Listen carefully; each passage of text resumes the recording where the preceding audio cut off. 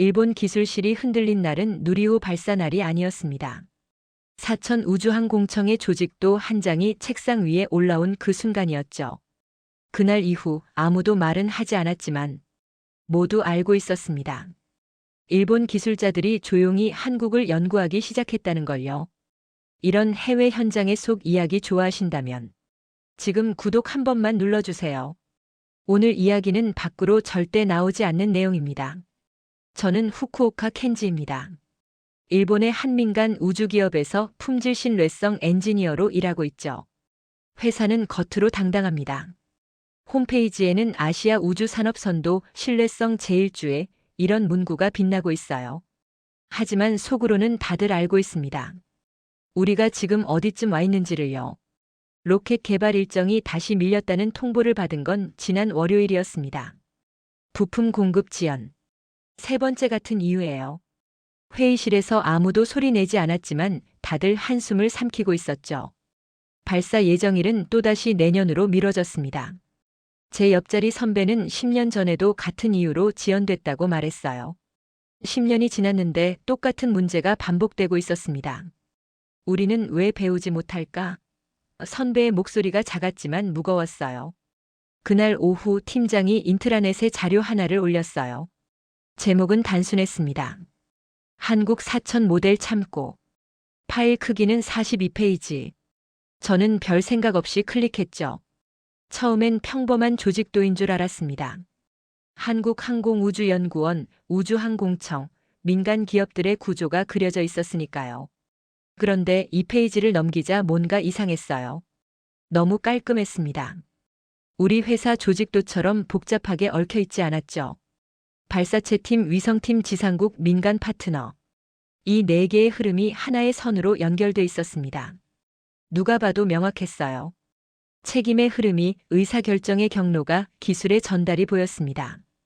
단 4개의 박스로 전체 시스템을 표현할 수 있다니. 우리는 어떻습니까? 발사체 개발부는 위성 제작부와 따로 놀고, 품질 관리팀은 생산 라인과 벽을 쌓고, 민간 협력사와는 분기마다 한 번 미팅하는 게 전부입니다. 각자 자기 영역을 지키느라 바쁘죠. 그 사이에 정보는 왜곡되고, 시간은 흐르고, 기회는 사라집니다. 저는 그 페이지를 계속 들여다봤습니다. 이건 단순한 조직 구조가 아니었어요. 한국이 누리호를 안정화시키고 2025년 11월 27일 새벽 누리호 4차 발사를 완벽하게 성공시킨 이유가 여기 있었습니다. 13기의 위성을 단 한 번의 발사로 모두 궤도에 올려놓은 비밀이요. 단 한 기도 실패 없이 말이에요. 다음 페이지로 넘겼습니다. 사천이라는 도시 이야기가 나왔어요. 경남 사천. 한국 항공우주산업 생산의 75%를 담당하는 곳. 2024년 5월 27일 우주항공청이 개청한 곳이죠. 저는 모니터 앞에서 멈췄습니다. 손이 미세하게 떨렸어요. 마우스를 쥔 손가락에 힘이 들어갔죠. 한국은 기술만 발전시킨 게 아니었습니다. 나라 전체가 하나의 시스템처럼 움직이는 구조를 만들어버렸죠. 발사체를 만드는 사람, 위성을 설계하는 사람, 지상에서 교신하는 사람이 모두 한 팀처럼 일하고 있었어요. 우리 회사는요? 저는 품질 보고서를 쓰면서도 정작 누가 이 부품을 만들고 어디에 쓰이는지 제대로 모를 때가 많습니다. 그게 우리의 현실이에요. 부품 번호만 알 뿐 그 부품이 하늘로 날아갈 거라는 실감은 없죠. 그 순간 팀장이 회의실을 지나가며 말했습니다. 후쿠오카 씨, 그 자료 어때요? 저는 대답하지 못했어요. 어떻게 말해야 할지 몰랐으니까요. 그냥 고개만 끄덕였죠. 이게 시작이었습니다. 한국이라는 나라가 우리를 앞지른 게 아니라 애초에 다른 길을 걷고 있었다는 걸 깨닫게 된 순간이었죠. 그 PDF 42페이지를 처음부터 끝까지 읽는데 사흘이 걸렸습니다. 제 책상 서랍에는 우리 회사의 조직도가 있어요. A3 용지 한 장에 빽빽하게 들어간 부서명들. 실선과 점선이 복잡하게 얽혀 있죠. 누가 누구한테 보고하고 어느 팀이 어느 부서와 협력하는지 저도 헷갈릴 때가 많습니다. 입사 5년 차인 후배가 지난주에 물었어요. 선배님, 우리 조직도에서 발사체 팀이 어디 있어요? 저도 한참을 찾아야 했습니다. 그만큼 복잡했어요. 결국 찾지 못하고 인사팀에 전화했던 기억이 납니다. 그런데 한국 사천의 조직도는 달랐어요. 단 한 장에 모든 게 담겨 있었습니다. 발사체팀, 위성팀, 지상국, 민간 파트너. 이 네 개의 흐름이 하나의 선으로 연결돼 있었죠. 누리호를 만드는 사람들, 차세대 중형 위성 3호를 설계하는 사람들, 나로우주센터에서 교신하는 사람들이 마치 한 몸처럼 움직이고 있었습니다. 저는 그 페이지를 계속 들여다봤어요. 그리고 깨달았습니다. 이건 단순한 구조가 아니었어요. 한국이 2025년 11월 27일 새벽 누리호 4차 발사에서 13기의 위성을 단 한 번에 모두 성공시킨 이유가 여기 있었죠. 우리 회사는 어떻습니까? 발사체 개발부는 위성 제작부와 따로 놀아요. 품질 관리팀은 생산 라인을 견제하고 민간 협력사는 분기마다 한 번 만나는 게 전부입니다. 각자 자기 영역을 지키느라 바쁘죠. 협력보다는 영역 다툼이 더 많습니다. 그런데 한국은 발사와 위성과 운용을 하나로 묶어버렸습니다. 누군가 문제를 발견하면 즉시 전체 시스템이 반응하는 구조예요. 우리처럼 부서 간 회의 일정을 잡고 보고서를 올리고 결제를 기다릴 필요가 없었죠. 자료 중간에 작은 표가 하나 있었습니다. 누리호 3차 대비 4차 개선 사항. 엔진 연소 시간 단축, 위성 분리 정확도 향상, 목표 궤도 5차 0.5km 이내. 숫자들이 눈에 들어왔어요. 저는 손가락으로 화면을 짚었습니다. 5차 0.5km. 우리 회사가 작년에 시험 발사했던 소형 로켓은 목표 지점에서 12km나 벗어났었죠. 그것도 무인 시험이었는데 말이에요. 24배 차이였습니다. 이 숫자가 모든 걸 말해주고 있었어요. 그날 저녁 선배가 제 모니터를 보더니 조용히 말했습니다. 후쿠오카, 이거 어디서 난 자료야? 팀장님이 올리신 거예요. 한국 사천 모델이래요. 선배는 한참 화면을 보다가 한숨을 쉬었어요. 이건 장비 문제가 아니구나. 나라가 일하는 방식 자체가 다른 거야. 선배의 얼굴이 창백해 보였습니다. 맞습니다. 바로 그거였어요. 우리는 로켓을 만들고 있지만 한국은 시스템을 만들고 있었습니다. 우리는 부품의 품질을 따지고 있지만 한국은 사람과 조직의 흐름을 설계하고 있었죠. 저는 우리 회사 조직도를 다시 꺼내 펼쳤어요. 그리고 한국 자료와 나란히 놓고 비교했습니다. 우리 것은 미로 같았어요. 한국 것은 고속도로 같았죠. 목적지까지 가는 길이 명확했습니다. 길을 잃을 수가 없는 구조였어요. 자료 마지막 페이지에는 작은 문장이 하나 있었습니다. 2024년 5월 27일 우주항공청 개청. 사천을 거점으로 한 통합 운영체계 구축 완료. 저는 그제야 알았어요. 한국이 2025년 11월 27일 누리호 4차 발사를 완벽하게 성공시킨 건 우연이 아니었습니다. 1년 6개월 전부터 이미 준비를 끝낸 거예요. 조직을 하나로 묶고 책임을 명확히 하고 현장과 정책을 연결시켜 놓은 결과였죠. 그런데 이 자료가 어떻게 우리 회사에 들어왔을까요? 누가 이걸 올린 걸까요? 팀장은 아무 설명도 하지 않았어요. 그게 더 무서웠습니다. 일본 내부에서도 이미 알고 있었다는 뜻이니까요. 인정하고 싶지 않지만 인정해야 하는 시점이 왔다는 뜻이었죠. 누리호 4차 발사 영상을 본 건 일주일 뒤였습니다. 유튜브에 올라온 공식 발사 영상이었어요. 2025년 11월 27일 새벽 1시 13분. 전남 고흥 나로우주센터의 어둠을 가르며 누리호가 하늘로 솟아오르는 장면이 담겨 있었죠. 저는 퇴근 후 집에서 혼자 그 영상을 돌려봤습니다. 발사 1단 분리, 페어링 분리, 2단 분리. 모든 과정이 정확했어요. 그리고 발사 후 13분, 차세대 중형 위성 3호와 큐브 위성 12기가 차례로 분리되는 장면이 나왔습니다. 13기. 단 한 번의 발사로 13기의 위성을 모두 궤도에 올린 거예요. 게다가 모든 위성이 지상국과 교신에 성공했다는 뉴스가 며칠 뒤 나왔죠. 교신 성공률 100%. 우리 회사는 작년에 3기 중 1기만 성공했었는데 말이에요. 33%와 100%의 차이였습니다. 누리호의 5차 수렴 속도는 이미 알고 있었습니다. 1차 발사에서 위성 모사체가 목표 궤도에 도달하지 못했고 2차에서 성공, 3차에서 안정화, 그리고 4차에서 완벽. 우리가 10년 걸릴 과정을 한국은 4년 만에 해냈어요. 그런데 더 놀라운 건 그 다음이었습니다. 일주일 뒤 회사 서버에 새 자료가 올라왔어요. 제목은 아리랑 7호 초기 운용 데이터. 저는 또다시 클릭했습니다. 가슴이 두근거렸어요. 또 무슨 충격을 받게 될까 하는 두려움이었죠. 아리랑 7호. 2025년 12월 2일 새벽 2시 21분 발사된 한국의 초고해상도 광학위성이죠. 0.3m 해상도로 지상을 관측하는 위성입니다. 600km 상공에서 노트북 크기의 물체를 식별할 수 있다고 하더군요. 자료를 열자 그래프가 나왔어요. 진동 억제 데이터, 자세 제어 시퀀스, 궤도 진입 정확도. 숫자들이 화면을 가득 채웠습니다. 저는 모니터 앞에서 숨을 멈췄어요. 발사 후 44분, 발사체로부터 정상 분리. 발사 후 1시간 9분, 남극 트롤 지상국과 첫 교신 성공. 태양 전지판 전개 확인, 위성 상태 정상. 우리 회사가 지난해 쏘아 올린 소형 위성은 초기 교신까지 사흘이 걸렸어요. 그것도 세 번째 시도에서야 성공했죠. 궤도 안정화는 석 달 걸렸습니다. 엔지니어들이 밤을 새워가며 시도했던 기억이 생생해요. 그런데 한국은 48시간 안에 모든 초기 운용을 끝냈어요. 진동 억제, 자세 제어, 궤도 진입. 우리가 3개월 걸리는 과정을 이틀 만에 완료한 겁니다. 선배가 제 옆으로 와서 화면을 보더니 조용히 말했습니다.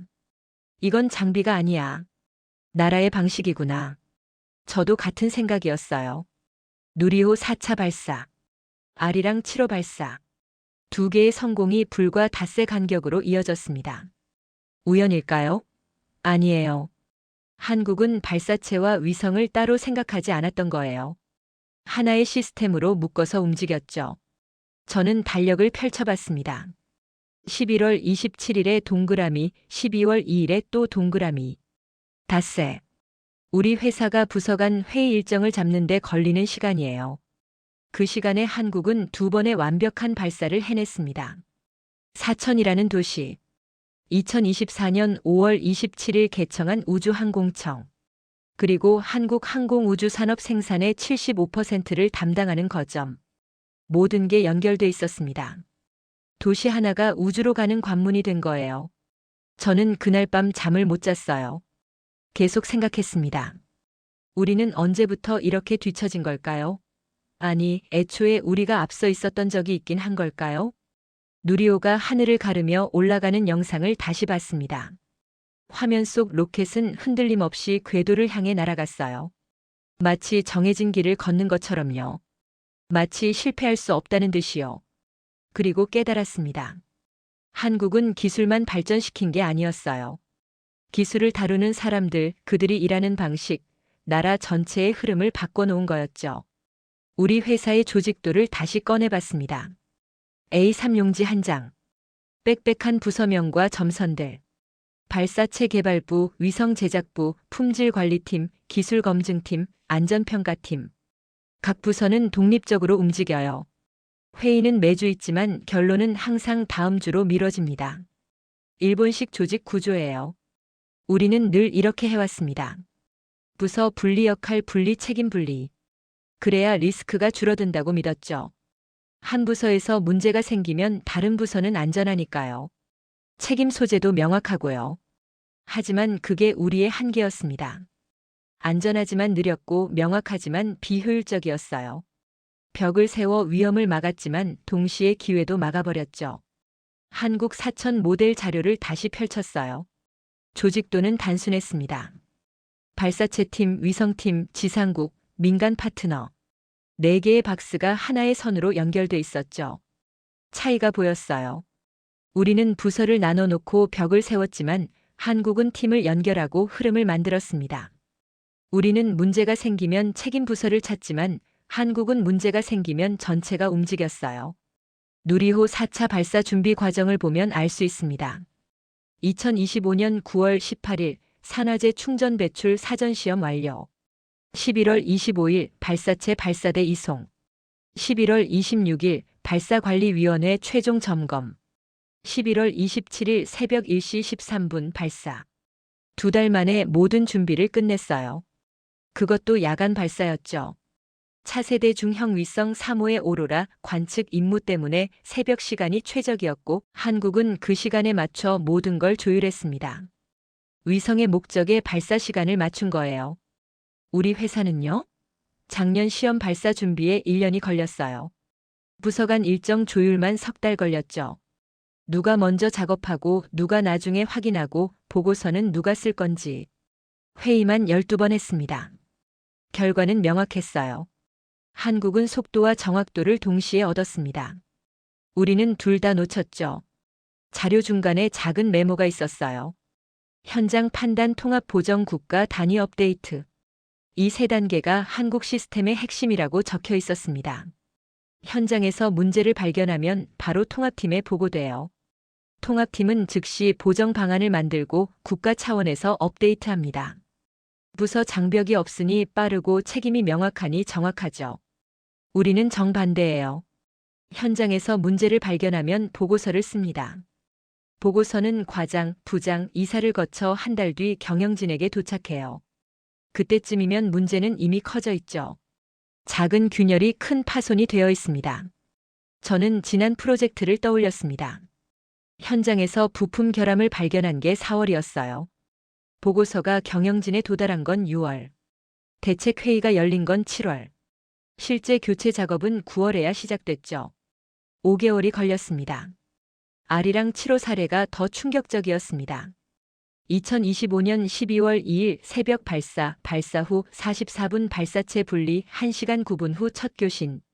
그리고 48시간 안에 초기 운용 완료. 0.3M 해상도 광학 카메라, 제어 모멘트 자이로 시스템 테라비트급 저장 공간. 모든 첨단 기술이 한 번에 작동했어요. 왜일까요? 설계팀, 제작팀, 시험팀, 운용팀이 처음부터 함께 일했기 때문입니다. 각자 따로 일하다가 마지막에 합치는 게 아니라 처음부터 하나의 팀처럼 움직였죠. 저는 깨달았습니다. 일본식 분리 구조는 안전해 보이지만 실은 느리고 비효율적이었어요.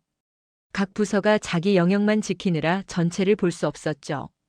한국식 통합 구조는 위험해 보이지만 실은 빠르고 정확했습니다.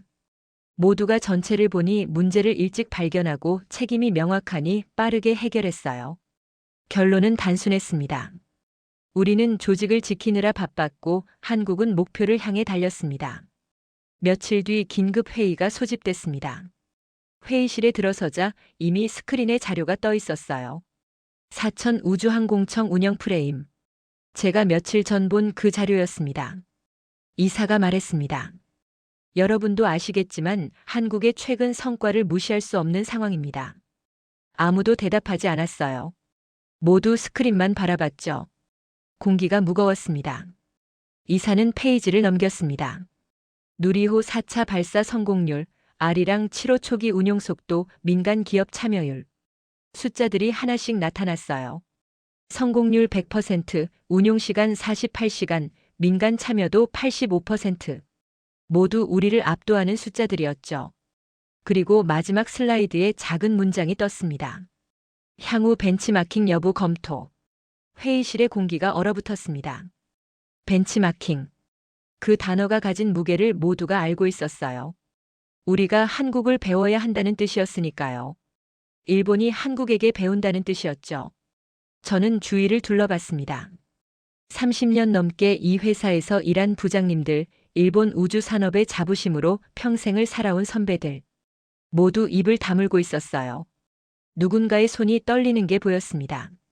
누군가 조심스럽게 말했습니다. 하지만 우리 방식도 나름의 장점이 있지 않습니까?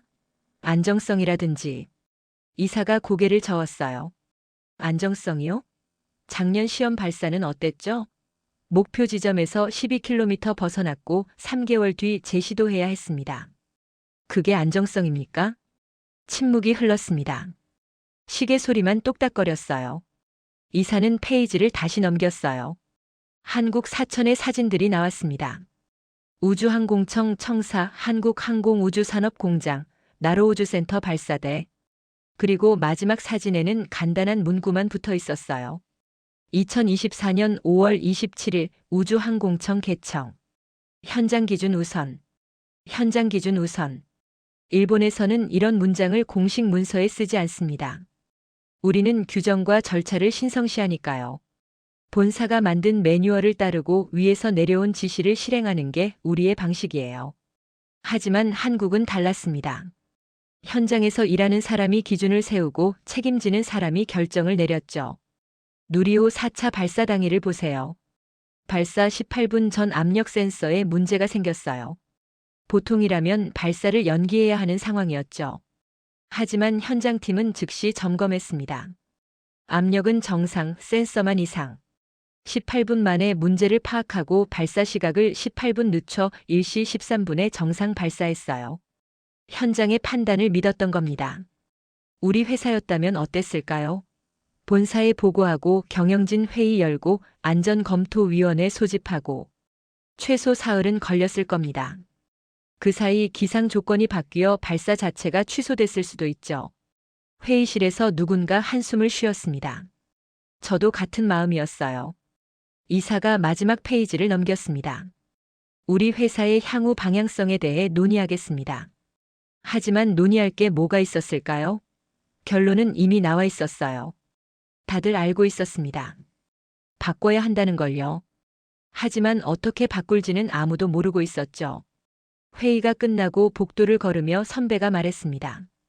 후쿠오카, 이제 우리도 바뀌어야 할 때인가 봐. 그런데 바뀔 수 있을까요?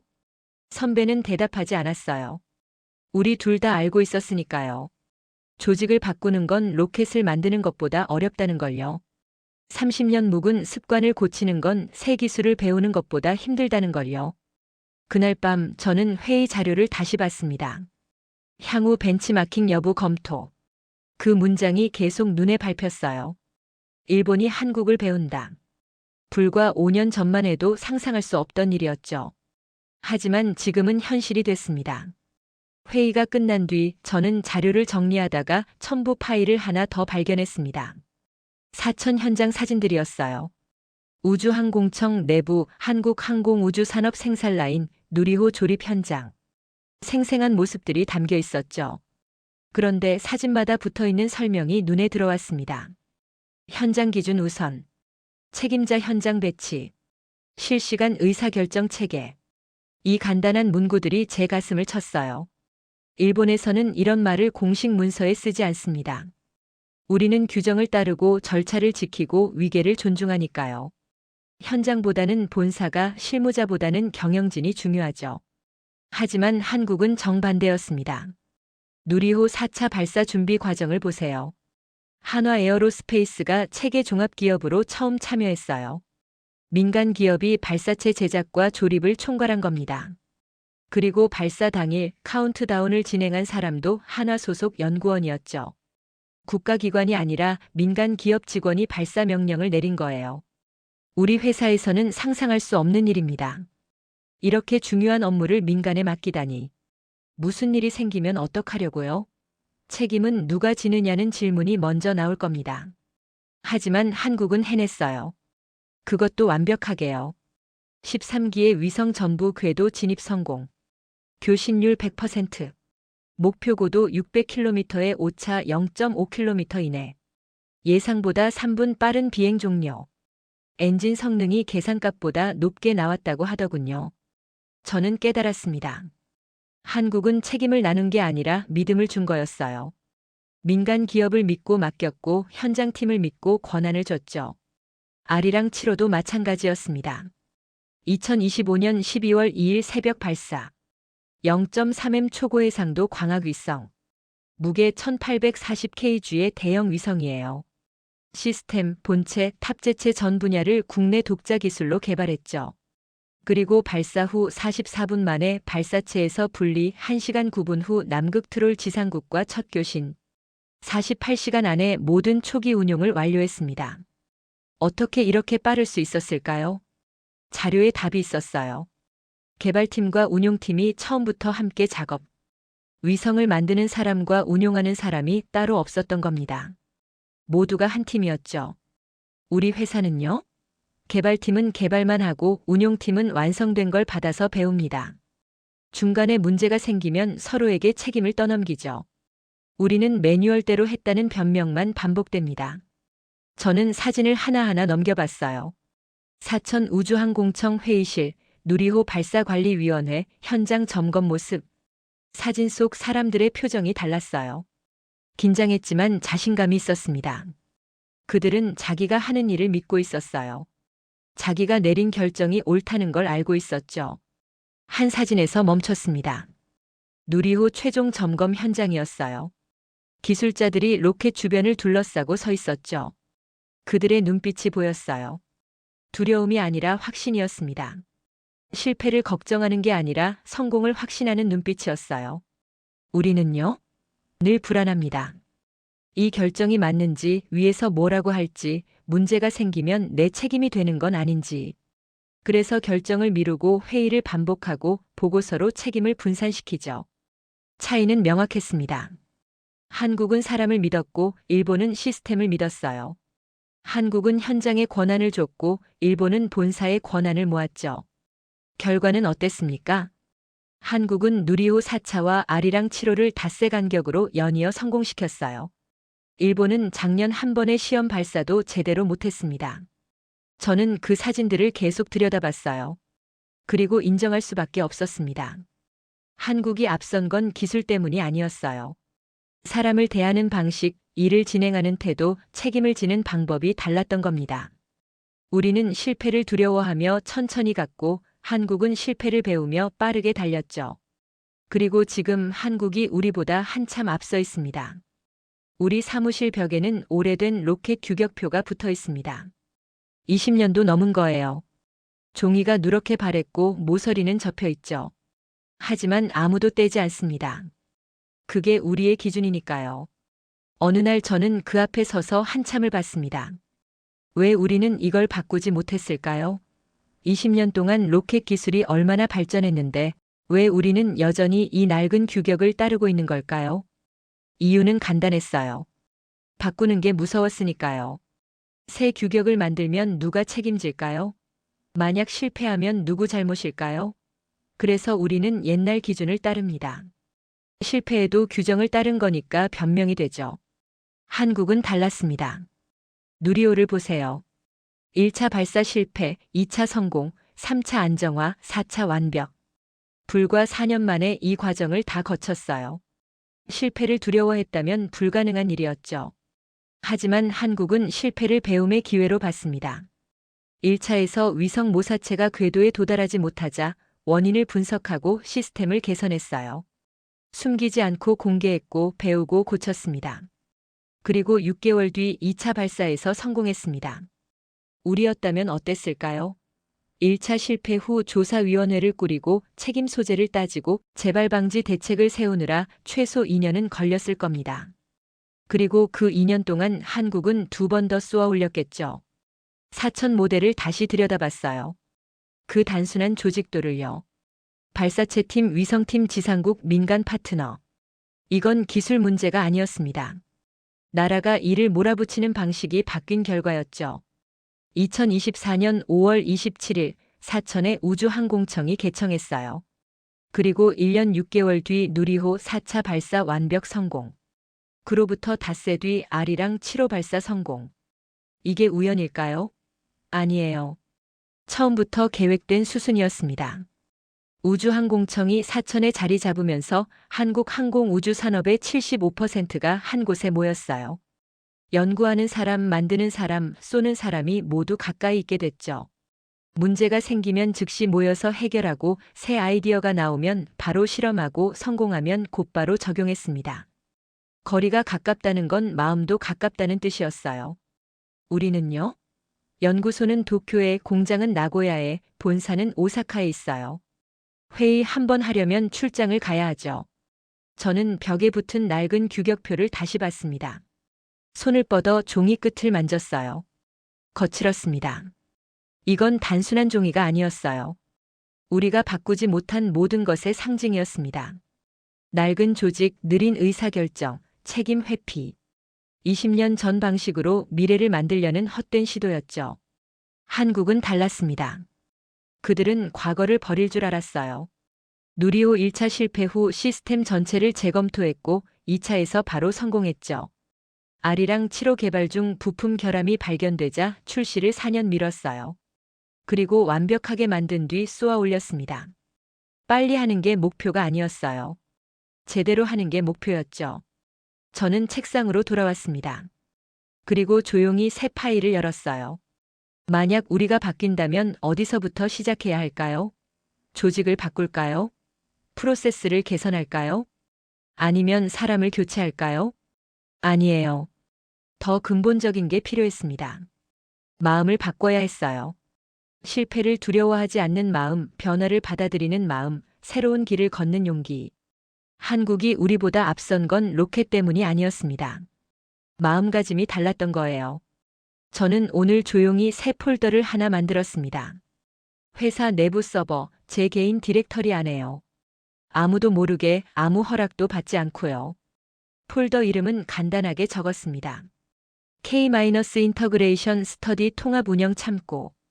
그 안에 지난 몇 주간 모은 자료들을 정리해 넣었어요. 사천 우주항공청 조직도, 누리호 4차 발사 개선 데이터, 아리랑 7호 초기 운용 기록. 그리고 제가 직접 쓴 분석 메모까지. 누가 볼지 모릅니다. 어쩌면 아무도 안 볼 수도 있죠. 하지만 상관없어요. 저는 이제 알고 있으니까요. 일본이 바뀌려면 누군가는 시작해야 한다는 걸요. 며칠 전 팀 회의에서 후배가 물었어요. 선배님, 우리도 언젠가 한국처럼 될 수 있을까요? 저는 대답하지 못했습니다. 솔직히 자신이 없었거든요. 하지만 지금은 말할 수 있을 것 같아요. 될 수 있어. 바꾸려고 하면. 한국을 보세요. 2021년 누리호 1차 발사 실패. 모두가 실망했지만 멈추지 않았어요. 2022년 2차 발사 성공. 2023년 3차 발사 안정화. 그리고 2025년 11월 27일 4차 발사 완벽 성공. 4년 만에 이 모든 걸 해냈습니다. 실패에서 완벽까지 단 4년이었어요. 그뿐인가요? 닷새 뒤인 12월 2일에는 아리랑 7호를 쏘아 올렸어요. 0.3m 초고해 상도 위성. 600km 상공에서 노트북을 볼 수 있는 눈을 가진 위성이죠. 두 번의 완벽한 성공이 일주일 사이에 나왔습니다. 우연이 아니에요. 시스템의 승리였죠. 2024년 5월 27일 사천의 우주항공청이 문을 열었을 때 많은 사람들이 의심했을 거예요. 지방 소도시에 국가 우주청을 만든다고. 제대로 될까? 하지만 한국은 해냈어요. 사천은 이미 한국 항공우주산업의 75%를 담당하는 거점이었습니다. 생산 기반이 있었고 기술 인력이 있었고 산업 생태계가 있었죠. 우주항공청은 그 위에 컨트롤 타워를 세운 겁니다. 흩어진 역량을 하나로 모으고 각자 일하던 팀들을 연결하고 현장에 권한을 주고 책임을 명확히 했어요. 결과는 명확했습니다. 누리호 4차 성공, 아리랑 7호 성공. 그리고 앞으로 펼쳐질 더 큰 성공들. 한국의 우주시대가 시작된 겁니다. 저는 제가 만든 폴더를 다시 열었어요. 그 안에 파일들을 하나씩 확인했습니다. 이건 단순한 자료 모음이 아니에요. 제 작은 선언문입니다. 나는 이제 인정한다. 한국이 기술을 복사한 게 아니라 기준을 만든 나라가 되었다는 걸. 일본은 오랫동안 아시아 우주 산업을 이끌었어요. 자부심도 있었고 기술력도 있었죠. 하지만 우리는 멈춰 있었습니다. 옛날 방식을 고집하고 변화를 두려워하고 실패를 감추느라 바빴어요.